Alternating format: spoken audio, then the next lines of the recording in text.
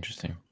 It because one of the things that I also the near death experiences, they all seem quite similar from what I start off with it quite skeptical, and through listening to a lot of those, like it's like maybe there's something there, and then my own vipassana kind of ties into it, right? So it seems like and our conversation. So a life review, is that something that happens when you die? Like you go through all your how you've been treating people and stuff like that.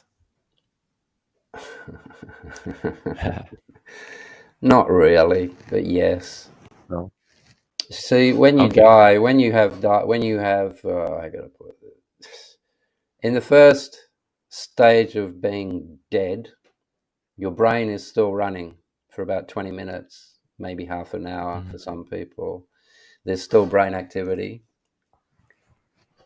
That's where you jump in if you're going to start using the Tibetan Book of the Dead in that 30 minutes where they are dead, but the brain is still active. You jump in there and you stop them from fainting. You catch them at that moment and you hold their attention while their body's slowly dying off and their organs are shutting down. You keep their attention by talking to them. And then you talk them through the death process itself. What was your question again? Life review. This is If what that sort of happens happens. because your brain is still happening. So let me put it this way. Let's say that you and your family and everyone you know can be represented by a tray of 12 ice cubes. Those 12 ice cubes all came from the same liter of water. That liter of water is your family spirit, let's say. So you have 12 family members represented by ice cubes, and you've all been in the tray together. You've all focused on each other. You get to know each other. You're connected by the same water. You all come from the same liter of water. That's your connection. That's your family. Slowly, one by one, over time, they melt. So one ice cube that might have been your grandmother, she melts, goes back into that liter of water. Your brother melts away, goes back into the liter of water. Eventually, there's one ice cube left, and that's you.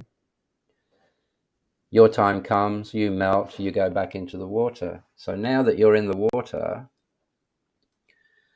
all of the other ice cubes that are now in that water is going to mix with you, and you're going to feel so much connection and so much recognition of these feelings because they're family members that you're feeling.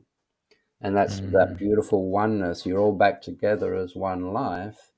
But because your brain is still active at that moment, it's going to recognize the feelings as well. And it's going to put pictures to them. And you're going to see your grandmother and your sisters and your brothers and all of these other dead things.